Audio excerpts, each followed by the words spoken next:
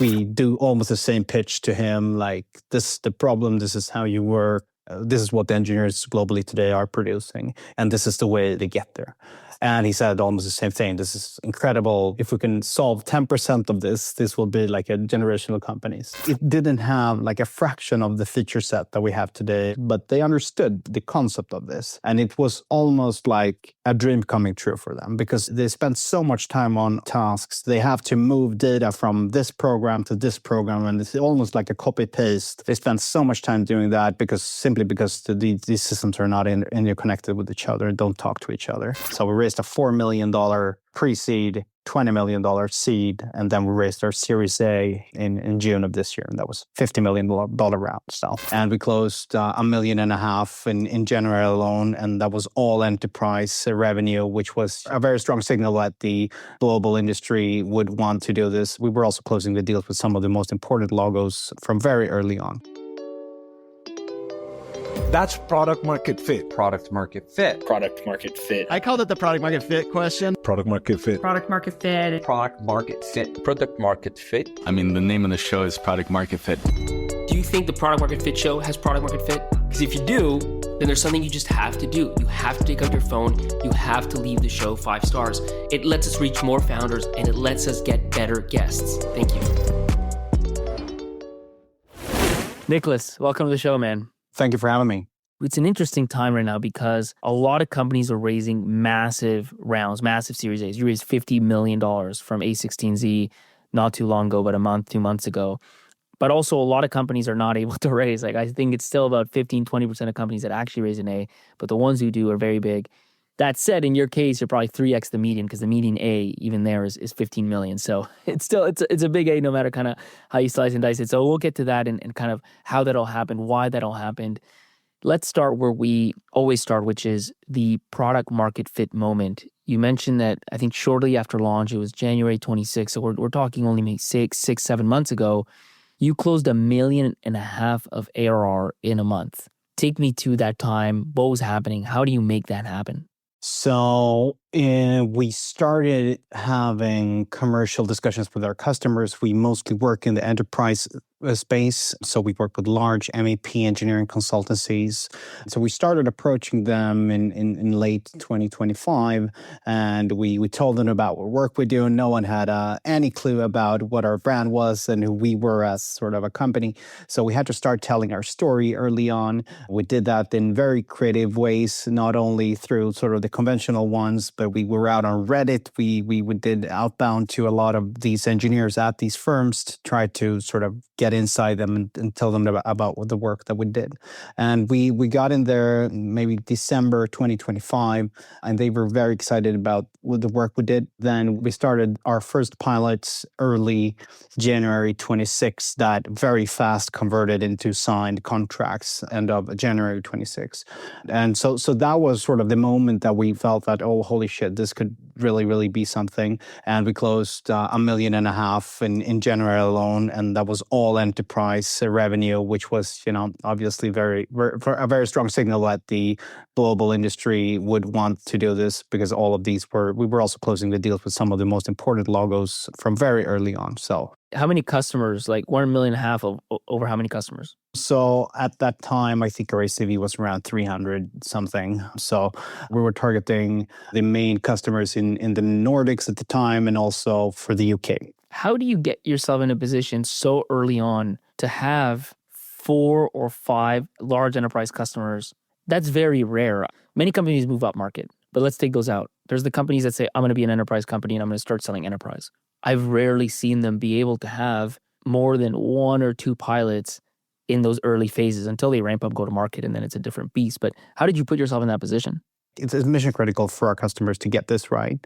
And if one of their competitors get this right and are being able to roll out this type of technology, it's incredibly powerful in the market because you can start winning contracts over your competitors because you can deliver your work much faster, you can deliver your work much better at a cheaper price point, right? So as sort of the global leaders started to understand, oh, holy shit, my number one competitor is doing work with these guys and it actually seems to work and they're doing successful pilots, they wanted to speak with us. And then once we got into them, we could show them that this technology actually do work and that it will have a lot of impact on their business and sort of show them the ROI from this. That was sort of how it spread in the early days, only word of mouth, except from the work that we did sort of in terms of outbound. But mostly it started outbound, but then it's sort of to date still sort of almost word of mouth or very organically. So it was like if this works, you cannot have it. That's kind of the nature of the beast here. Like, yeah, exactly. Like they have thousands, tens of thousands of engineers across the globe that are working to do this work, and then we're offering them a platform that just does this work much, much faster, does it better. It's a way for them to do much more as engineers so they can start offering new type of products to their customers. They can deliver their work much faster. And it's very similar. And many people in this audience probably knows what's been going on in legal AI with Harvey and Legora. This is almost the exact same thing, but for an engineering workflow. Yeah, tell me a bit. I was going to ask, what does Endra do? Tell me a bit about that world. Yeah, so we are in the physical world. More specifically, we work with buildings and how we design the technical system that goes into buildings. And the technical system inside buildings are mechanical or HVAC systems, electrical systems, or plumbing systems.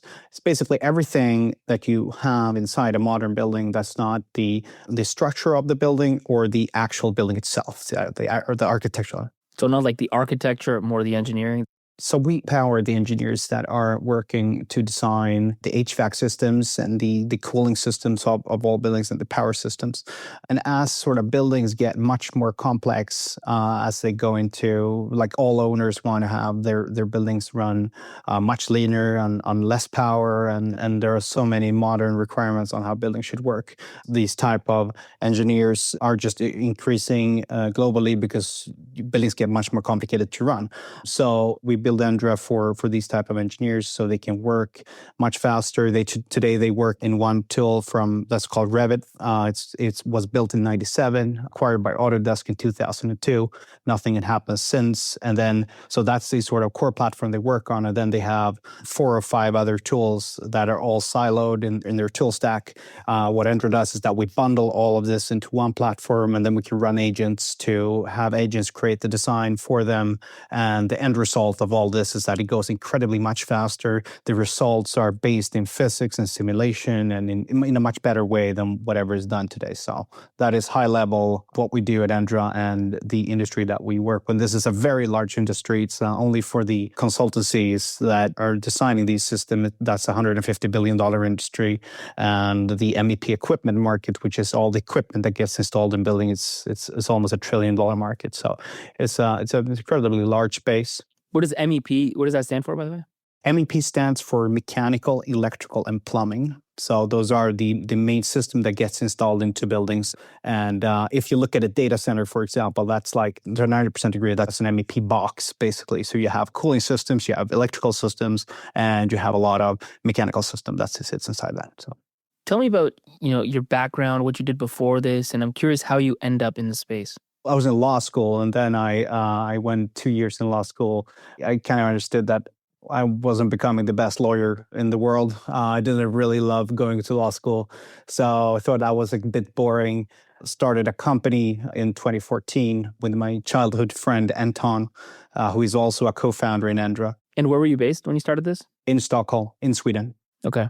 So we both were in law school, thought that was a bit boring, started a company as a side hustle almost. That ended up that we scaled that company. That was a design build integrator and contractor for security systems. So we were part of building enterprise level security systems for data centers and logistics, like warehouses and enterprise office campuses around the world. But they started very small in Stockholm. We started doing small system install of CCTV cameras to iPhone repair shops, but we ended up building very, very large enterprise systems. But this is what, like, you bought off the shelf stuff. You just like did, like, you just figured out enough to make it happen, or did you or Anton have a little background here? So there's a long story of this, which I won't sort of give you all to, because then we'll sit here for a very long time. But Anton lived in China before, and so he got connected to some people in Beijing that was connected to a CCTV manufacturer called Dahua, which at the time was completely unknown in the northern region or in Europe overall. And we were the first integrator or distributor of that in the Nordic region. And now it's almost like market standard in the Northern Europe. But at the time, no one knew about us. So we got the opportunity to first work as a distributor, and then we started to install ourselves. And then we grew that business over the course of 8 years into a substantial size alternative to companies like Securitas or Convergent. How big did this business get, like revenue or employee-wise, whatever you can share? So we were around 15, 20 million in revenue, and then we sold it to a private equity firm in 2022. So we did our first exit when we were 26 or something. It's an interesting one because it's not like, obviously it's not venture massive, whatever, but like you bootstrapped it, you put a multiple on that 20 and you divide by 2 and it's a massive payday. Yeah, exactly. That was sort of my business school years that I never got.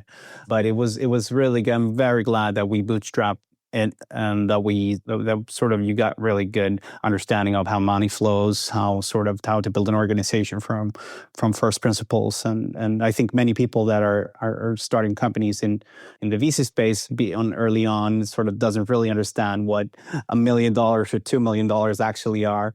And then we got to learn that the hard way. We almost got bankrupt so many times. We put in all our personal savings and like took on a incredible amount of risk early on in our lives that I probably if I could redo some of the decisions, probably would have done. But outcome was great. And what happens after you sell it in 22? Do you stay there for a bit? Because you didn't start Endra till like end of 24 or early 25. Exactly. So we stay there until end of 24. So the segue into Endra is that we had a big design team in this venture that was building all of our designs for ourselves in Endra. So once we were installing a security system, we needed a design team that built the drawings for this and the schematics and all the calculations behind it. Same way as you would need for the other stuff, like the HVAC system, the plumbing, etc. Exactly. It's just different systems, right? Okay. So, and my dad is an architect, and he said, like, if you guys want to have a proper impact on how these buildings are designed in this world, you shouldn't focus too much on security systems. You should focus on the large stuff that are being installed in the core of all buildings. So we did, and that was sort of how we found our way into this world. And you started this with Anton as well? Same co-founder? Yeah, so I started with Anton, that I started my first business with, and then I had a friend from 10 years back whose name was Gustav, and Gustav at the time was working at Goldman Sachs in Stockholm. He was part of a startup that got acquired by Goldman. So he was at Goldman building autonomous trading systems as a developer or engineer. So I called him. He was one of the smartest guys that I knew. And I said, like, we think we have something here. We showed him the actual workflows of how you, like, what are the state of the art in how you design and engineer technical systems to buildings. How does these processes work? And he was blown away. He asked us questions like, how did the global engineering community and the global engineering industry accept this as standard? Why haven't someone done anything about this before? And those were sort of the right questions because those were the questions that we had as well. So he almost verified our thesis a little bit. But he said, I will join as a co-founder, but I have one requirement, and that requirement is that I can bring on a fourth co-founder. His name is David, and my other requirement is that he's becoming CTO. So we got connected with David. We had never met David before, but he had been working with Gustav in Goldman Sachs for many years. And when is this, by the way, timeline-wise? Timeline-wise, this is summer of 24. So you're still working at the other business. You're starting to think about this at the same time. Exactly. And then we're meeting with David. We had lunch. We do almost the same pitch to him, like, this is the problem. This is how you work. This is what the engineers globally today are producing in terms of schematics, drawings, etc. And this is the way they get there. And he said almost the same thing. This is incredible. If we can solve 10% of this will be like a generational company. So David at the time was working on Goldman Sachs algorithm team. So the team that builds the actual algorithms for how Goldman Sachs trades autonomously across the globe. So when Goldman Sachs takes a $1 billion autonomous purchasing decision, that sort of is the team that builds the math behind that. And he was part of taking Goldman from place number 17 to number 2 behind Morgan Stanley. And then he resigned. I think this is in 2023, early 2023. And everyone asked him, like, what are you doing? Because no one resigns really from that type of team, right? So everyone thought that he was going to Morgan Stanley in New York or in London.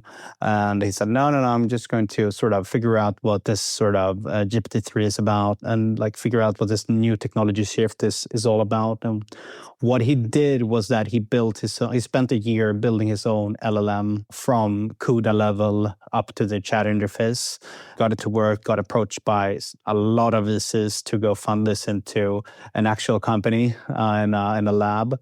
And he rejected that and took on a consultancy job instead. He was sort of very non-VC in the beginning. Now, obviously, 3 rounds after, he's sort of is all happy now. But in the beginning, he was sort of against the whole VC trend of this industry and took on a consulting job. And in that time, we approached him. I mean, you're making the point of just how important the team is. Like, you've got all these pieces of the puzzle that you're adding on. The 4 co-founders, which is not normal, but if everybody's playing a specific role, they have a clear reason to be there, it can drastically affect the odds of success. We're actually going to talk later about, because you carried that through to hiring not just the first 4 co-founders, but the first 30 or 40 employees. You had a hiring principles manual. You went outbound. So we're going to talk deeply about how you did that. But I would love to go, you had an insane 2025, at least according to Crunchbase. Like, you raised $3 million, let's say mid-25, you raised $20 million near the end of 25. So obviously a lot of stuff was happening. Then January 2026, we know it was a PMF moment where you signed $1.5 million in a month, right? So I'd love to go as deeply as possible into everything that came before that. Everybody wants to end up in that place where they just have that banner year. The fundraising is part of it, but definitely the signing, that much, $1 million or $2 million in a short time frame, a month is exceptional. But even if people could do it in a year, I think a lot of founders would be happy. But all of that has to do with what comes before it. So you're talking about, mid 2024, you're doing some work, let's say on the side, on this idea. What is that work? What are you doing? What are you spending your time on? Oh, wow. We did a lot of things. And I think that is the overall answer to it. We tried a lot of things. What we really wanted to get to is like, how are we building this product? Because there's an industry standard where everyone works on, and we didn't want to replicate whatever went on that because everyone just hated it. So they wanted to get into something new. What is that standard, by the way? Just maybe not super deep, but a little bit of context. That standard is everyone works on one platform called Revit. Like lawyers work in Word, these engineers work in a platform called Revit. Lawyers doesn't hate Word, but there's a lot of engineers across the globe that hates Revit because it's so legacy. It was, as I said, built in 97. It's not back compatible with versions. It's not a modern software. We wanted to understand early on, like, what are we building? How should a 5-star user experience be? And being just a 4-man team, none of us being the actual ICP ourselves, we needed to get out and speak with users. So that's what we did early on. Like, we wanted to speak to as many potential users as possible. And we did this on, I think the most of our conversations early on was on Reddit, with like DMs on Reddit, in MEP engineering threads. And you got them on calls, or you mainly, literally mainly online? We got some of them on calls, and then we got some of them, just chatting back and forth, asking them questions to like verify different types of ideas or concepts or things like that. We did that really early on 25, like spring of 25. And then we had something that you could look at in the summer of 25, like an actual product, right? Very prototype, but still something that like a user interface you could actually look at. And once we started showing that to users, like how how it could work. It didn't have like a fraction of the feature set that we have today, or a fraction of sort of the feature set that you needed in order to launch it, but they understood the concept of this. And it was almost like a dream coming true for them, because they spend so much time on tasks now that are just bullshit tasks. They have to move data from this program to this program, and it's almost like a copy-paste type of task. And they spend so much time doing that simply because these systems are not interconnected with each other and don't talk to each other. To give you an understanding of this, like if you're building a hospital today, you have engineers that are manually placing each and every unit that when you walk into the hospital, each and every unit that you see has been placed in a 3D model before going in there. So every individual needs to place each and every receptacle, each and every lighting fixture, each and every lighting switch inside this hospital. And these are tens of thousands of units. And then once that is done, they need to calculate how many receptacles do I have, and then they need to ingest that into an Excel file to then calculate like how much load do I have on this panel. And once I know how much load I have on this panel, I need to start calculating in another software how much metal is needed inside these cables. And it's levels of complexity. And so once they saw that, oh shit, like we can have an agentic experience where this is generating the design, and I almost have like a vibe coding experience where I can set my playbooks, I can set my constraints, and I can give a context window to and have Endra just build these systems for me instead, and then I can start reviewing them. In this case, like add the fixtures for me. Like you tell it more or less, hey, this is the number, or this is the spacing, or these are the constraints, and it kind of just does it. Exactly like that. Okay. When engineers starting to say like, holy shit, I know, because they gave us their models that they previously completed. So once I ingest this into Endra, it's not perfect, but it comes to like 80-90% of whatever I did before. And I spent 400 hours doing this project. Endra created this for me in under 10 minutes. This is an interesting point to draw on, because a lot of the AI output is 80-90%. In some cases, 89% is almost as good as zero. Like it saves you no time, because then you have to review, you double check, blah, blah, blah. And you're like, oh my God. But in this case, the 80-90% really was 80-90%. I don't know how it plays out, but maybe you can speak a little bit about that. Yeah, definitely. And like the 80-90%, the reason why we're saying 80-90% is because it goes back to how you design buildings. That's a like iterative process. So 80-90% is like one deliverable. And it's fine that it's not 100% in that stage, but that's the full deliverable that you charge your customer for. And then as design develops, the architect comes up with a new building layout, which has another another room in the left wing or whatever. You sort of iterate. There's a lot of time being spent on both, but sort of the greenfield design is usually around 80%, and then you iterate as design develops into a more and more detailed design, and that also consumes a whole lot of time, and that goes much, much faster once you do it in Endra, because you don't need to do that in 5-6 different point solutions. You're going into an industry you don't know that much about. You've experienced the problem, a subset of your problem yourself before, so that kind of pulled you in that direction. And then, as you said, your dad maybe pulled you more in that direction, but you're not an expert in the space. How much work do you do up front, and how do you do that work to get to really know your ICP? Because it's one thing to deliver one feature, like the feature you just mentioned, which is happening everywhere with AI automating things. My experience is in many cases, for some subtlety that you missed, it doesn't land, and you don't get the pull that you thought you would have given the amount of time saving. Obviously, you did get it. So I'm curious, how much work did you do up front, and how did you do the work to really understand your ICP at that kind of detailed level? We did a lot of work. We tried to scope everything down. So in our early days of product, we still have that philosophy, but we're trying to scope everything down to something viable, like one point of value that we could deliver to the customers is good. We should let's just focus on one workflow inside Endra and do that extremely well. And I think we nailed that early on to focus on, I'm not sure if it was 3 or 4 different workflows that they can do end-to-end in Endra, and it actually worked. I think a lot of companies are getting very wide too fast in terms of their product offering. And then, you're not doing anything very, very good. That was sort of something that we did very good early on, that we focused on 3 or 4 core workflows that we did extremely well. And did you do a lot of interviews, structured or not, to know that these workflows, it's not just 1 or 2 people that are doing things like this, like everybody does things in this exact workflow sort of thing? early days, we didn't have 1,000 interviews. We had kind of few, but they were very similar to each other. So, and they were kind of from the same ICP, which was from large MEP consultancies. So we took a bet at the end of the day, because we didn't have the resources to like do a very big research on the industry, and we didn't definitely didn't have the time in order to map out the full industry and the full aspects of like what should we build. We needed to get something out fast, and we nailed those four first ones. So you love this show, you don't want to miss the next episode. Why would you? So hit that follow button. Trust me, it's in your own best interest.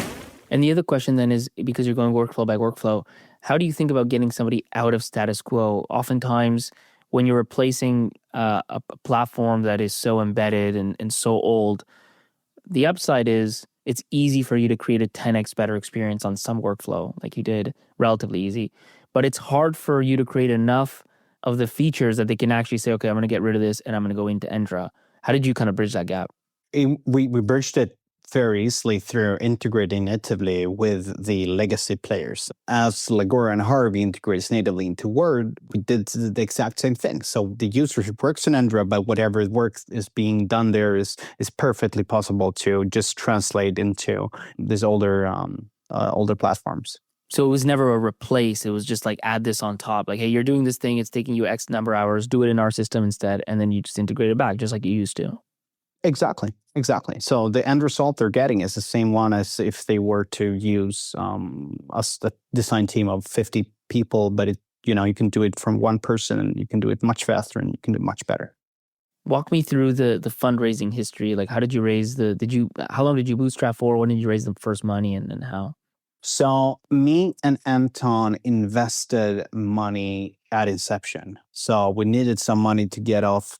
We wanted to build a very strong brand, so that was the reason why me and Anton invested $300,000-400,000 something in the sort of at inception.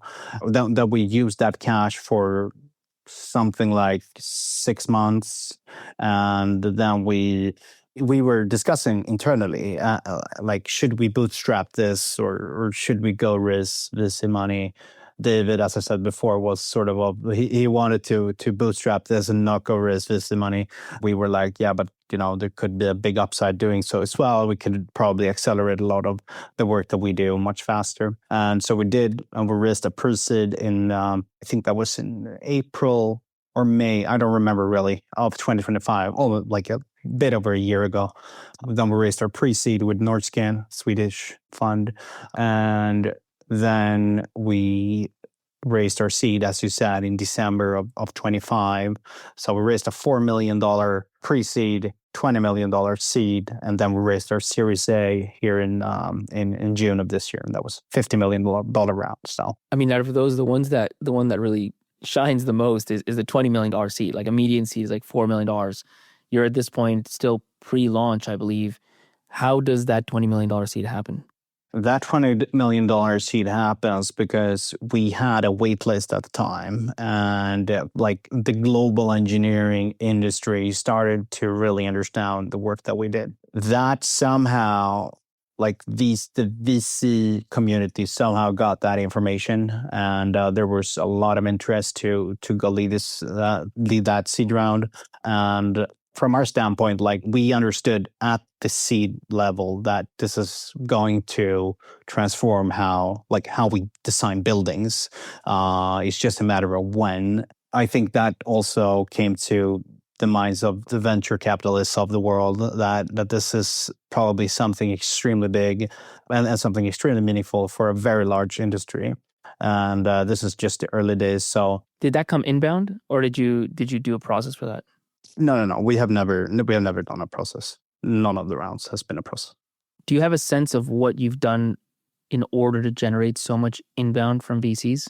I have gotten that question many times, and I don't really have a really good answer to it. Like, we have never focused on that. They just happen naturally, very naturally to us. I think it's a mix of this founding team, the very large opportunity in this industry, the fact that we are still the only player in this space, meaning that there is some extremely large market to capture. We're first, and we are obviously, for that reason as well, the best funded. And it's a market that not a lot of people are thinking about exists. So I think that has been a mix of like the actual team, the founding team and the early team that we hired, the market size, the opportunity, the sort of how this industry works, and as well what our customers are saying. Our seed investor, Notion, they said that they had never had so good customer interviews as they had once they did the homework on us. And I think they did like 20 or 30 user interviews. And then they did a lot of homework as well, because obviously a $20 million round in seed, that's, from like a $300 million fund. Wow. That's a bet. Yeah, okay. The partner there, Cam, I know when he wrote to his IC, because I've seen the screenshot of it, he said that if there's one company that I will bet my whole career on, that this is probably. He effectively is, right? Yeah. So that's a big bet. But yeah, it was a good bet, right? So I hope he's happy. Maybe two follow-up questions on that. The first one is, you seem to find a massive space, right? This speaks to like what you were saying, $20 million seed, because of how big the impact could be. And this is the thing that drives most VCs at the end of the day, is massive, massive markets. Most of them, though, are competitive, right? Like you look at Law and you look at Harvey and Lagora. I mean, and these are companies that have been around for several years at this point. You kind of come into it, you're like the only player. You got there by serendipity, as kind of one often does. But looking back and thinking back, and imagine you're talking to a founder who's thinking about the next idea, do you have a sense of what it takes to find? It's one thing to find like a niche space nobody touches, but then it's like, okay, you're in a tiny little space. To find a big problem that nobody's yet addressed, like what kind of has to happen for that? I think it's hard to just, find something. I think you sort of need to be curious. You need to sort of have dip your toe into something, because then you can understand sort of how that relates to something else. So looking back at myself, we started in the security industry, which is, part of the construction industry at some point. So we installed these systems inside buildings that were being built, inside data centers that were being built, and so on. But we didn't do MEP, but that was also getting installed inside buildings. But the reason we did that, we understood that this is a big one, and then we wanted to do something more meaningful in this space. But I think it's hard to just, fall into something. Like you need to dip your toe into something and then find another way around it. But it's that's probably part of why this is an interesting case, because not a lot of people went into this market and understood that this is a gigantic opportunity to transform how we design buildings in the world. And that's like, if we solve that, that's obviously a gigantic outcome. But more on a high level, I think currently the market and many of like the VCs of the world they think all services industries that can turn into SaaS companies or AI companies is something that's very interesting. And I think the wind is blowing in that direction. So if there's another founder out there listening, I think maybe that's something that you should find. Like, where is there a services industry anywhere in the world that's running on very old systems or and is very labor heavy? Like what can you do there? And I think that would be sort of more of a higher level guidance. I mean, I think the other thing, just to learn from your experience, it was something that I've always believed is, I mean, if you land on an idea that's massive, that's great. But if you don't, look at your first company, right? Your first company was nothing, let's say, sexy, and also nothing that was going to become like $1 trillion company, right? Even a multi-billion-dollar company, but it could become a big success. And at least relative, and certainly relative to you as a first-time founder in the 20s, right? So like, part of it is, like you said, dip your toes, getting into something that is, for whatever reason, interesting to you, where there's team market fit, regardless of whether it can become like a unicorn. What that might imply for you, not just in that first company, but moving forward, is hard to kind of predict up front. But as long as you get something out of it, it could be a win. Exactly. And I think investors also understands the entrepreneurs that they are working with. Like, who are these persons? Like, I think a lot of entrepreneurs don't think that VCs don't understand that, but they do understand who they work with. And like, my appetite for risk is very high. I try to control, for controlled risk, it's very high. My appetite to sort of build something meaningful is extremely high. I'm not in this business to be number 2 or number 3. Even though we're still the only player in this field, I'm sort of very very hungry to win and to dominate in this space and dominate by orders of magnitude in this space. I think that's also a factor. Like whatever you get your ass into, like make sure to win, make sure to not be number 2, number 3, number 4, number 5, because vertical software doesn't really work that way. The power laws are not in your favor if you aim to be number 2 or 3. So I think it's a matter of that as well. Like if whatever you get into, like make sure that you're creating the category winner and that you are the category. The one who's the best in the world of this is Jensen Huang, right? He creates his own industries, and then for natural reasons he wins them as well. So we try to be I'm not sure if it's too bold to say that we're trying to be a little bit Jensen here, trying to create a new type of industry. Well, it's a good segue because we have 2 tech players I want to talk about. One of them is brand and using Reddit, but you spend, like you said, $300,000-$400,000 on building a brand at inception, which is not a thing that you normally do. Normally you go out, you get customers, MVP, you prove value, and then later on you kind of, increase everything with brand and investing in brand. What did you spend those first few $100,000 on? And why did you choose to spend on brand early? Yeah, it's I'm almost embarrassed of saying that, but yeah, it turned out well, so I'm not embarrassed anymore. But in the early days, it was really weird. It sort of went against all early stage playbooks of how you should do things. I think YC even have like an advice like don't spend any money on marketing early on or something like that, or a website or something. But we went straight against that. We spent a lot of money on brand, on storytelling, on marketing. How much would you say you spent, like in those first few quarters? I think we spent maybe 150K something. So like building the first web, building the first sort of visuals and motion around the product, and like before there is almost anything. And the reason why that was really good was that we got in touch with a lot of engineers that were excited about sort of the, at the time, fictional work that we were doing, but we could almost get them to sort of get a packaged feeling of what we were trying to create. More importantly, they can understand who we were as a company, what we stood for, and our core values, and sort of who we were. We got an identity for those 150K, and that was very, very important for us. And it's paid off multiple times after. What would you say is the most, out of all, because I'm sure you tried different things, like what were some of the most impactful brand assets that you built, and why? I would say the website, definitely the website. Did you outsource that? We did. So there was a great creative agency in Stockholm called EW. They've been doing work for us. I think they did Legora after us. They did Sana. And what did they get right? I mean, like regardless of whether somebody uses EW or not, they're like, okay, I'm going to spend time, effort. Maybe I have 150K, maybe I don't, on my website. Like, what did they get so right about your website? So they got the story right. Like it doesn't really look like it does today, but early on it was more sort of scaled down, and then we were telling a story about the work that we did, why we did it, and like they did this in a very nice and compelling way. And they got that extremely right. And then we also produced product trailers with them. They were part of designing our first user interface before, we almost had a product. So they helped us also on product user interface. So it was sort of very aligned with whatever we communicated on the website and on in the other marketing assets that we were producing. And they were great. Like they were incredible. Really, really incredible. Small agency in Stockholm, EW is the name. So what would you recommend to someone who's thinking about investing in brand, like whether they're going to hire a consultant or not, when you think about they got the story right? Like what's behind that? What do you have to do to get a story right? What does a good story look like? It's a good story always, to some extent, like has a start, a middle part, and a finish, right? And we did kind of that as well. We were trying to explain to the industry what is the current state? How are you guys working today? How are we planning to fix this? And what does the future of this industry look like? And how you design buildings, right?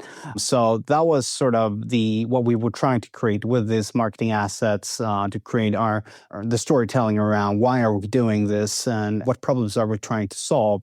And the website and all of the other assets that we created was instrumental in doing so. So people started believing in the work that we did. They were very excited about the work that we did. And that's also how we got into a very intimate discussions with the ICP early on as well, because they frankly believed in the mission and the work that we did. How did you drive traffic? Because you have a website, it's great. How do you get people to actually see it? It was all word of mouth for us. So it was all driven by people telling other people. And we had a wait list that we put out early on. But how did you kickstart that word of mouth? We were commenting on threads on Reddit and doing a bit of sort of shadow marketing. I know you shouldn't do that, by the way, on Reddit, but we did in the early on in some threads. That was how we kickstarted it. You found that work then? You made like Reddit work for you? Yeah, Reddit worked really well for us. To get into a user base, to get into the decision maker was a bit trickier. Those were not on Reddit, but to get into the early users of this was definitely very good on Reddit. And that was sort of how we kickstarted it. Then we was,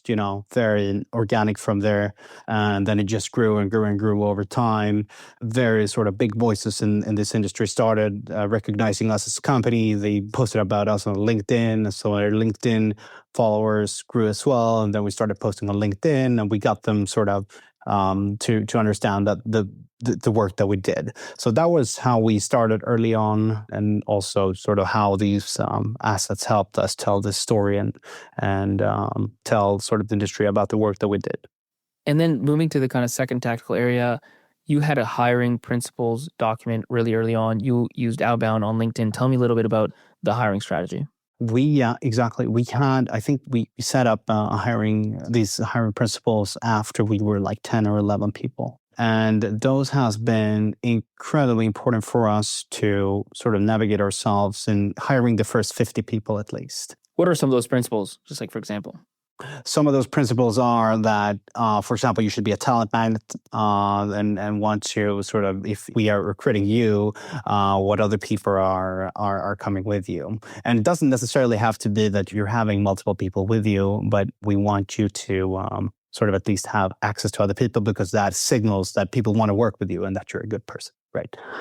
Then we have something that we call energy in, energy out. And we want to sort of have a net energy in from a person that sits in the room. And then I think we have 10 total that we screen for. And those guides us in how we hire people and screen for people as well. How do you screen for that? Like, for example, the talent magnet one. Talent magnet one is, so we don't screen for all of the 10. We screen for 3 or 4 of them. And then we sort of figure out the rest as the process goes. But we have battery of questions. We leave a lot of the room to the talent that we're interviewing. We always ask them to tell their story, like from early on. I always ask that question. Like if you're applying for a role at Endra, I would ask you, like, Pablo, can you help me tell me your story, like from early on? Who were you as a child and who were you as a teenager, and how are you getting into this position that you're having today and that we're sitting in this room? And once someone starts talking from early days and talking about their whole sort of life, both personal and professional, as they sort of and as they tell them about your life, you can find very many different interesting points to screen for. I've always liked that the life story as an interview guide. I know that Shopify was famous for doing that, and it's just like once you draw that trend line, it gets a lot easier to make out who's exceptional and who isn't. Exactly. And you can also very easily understand, like, is this person someone that does incredible things? Is this because they can go into some very deep on the details on how they do things and why things work, why they don't work, where they failed and what failed. And so those are the type of things that we screen up very, very much for. And also a lot of personal things in terms of sort of how did they grow up? What type of environment was that? As I said, who were they as teenagers? What type of sports did they do? There's a lot of different things that we screen for, and we screen everything in order to make sure that we can check box all of these 10 hiring principles, because everyone needs to pass those hiring principles, otherwise they don't get hired. And then the last question is just on related to hiring. Like, you used outbound a lot of LinkedIn outbound. Tell me what you did there, and just kind of a little bit of a playbook that somebody else could replicate. We did it very easy. We said, like, what type of persons are we looking for? What is a relevant background for this role that we're now hiring for? And obviously that's very different if you're a developer or if you go to market or if you work in marketing or whatever. But we set up like, this is the background we think that we are looking for. And then we just try to find individuals with that type of relevant background on LinkedIn. And I did a lot of the outreach as well as 2 other colleagues of mine. And the founders did all the outbound on LinkedIn, like regular, just adding, connecting with a message like, hey, I'm Niklas. Any like learned secret other than volume or whatever, but anything you learned from doing that firsthand, or is it just do it?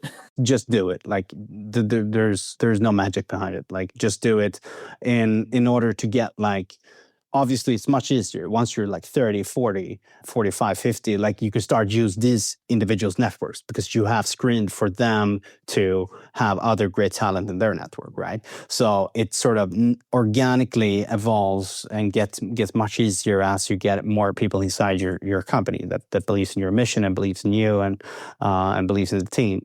But I think sort of a critical number is to get to the first 50 people that way, and then you can start leveraging other people's networks and brands, like in their personal brands, because if you're hiring really good people, they have probably a lot of other people that want to follow them. Perfect. Well, last question. What would be a top piece of advice that you find yourself giving to other early stage founders?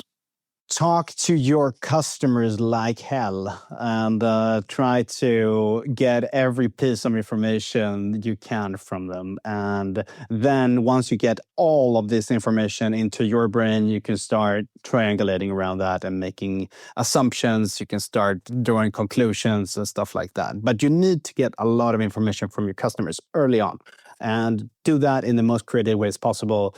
I did it on Reddit. I did it on cold calling, emailing, going through contacts, whatever. And the critical part is to do that early on and to get into these rooms early on.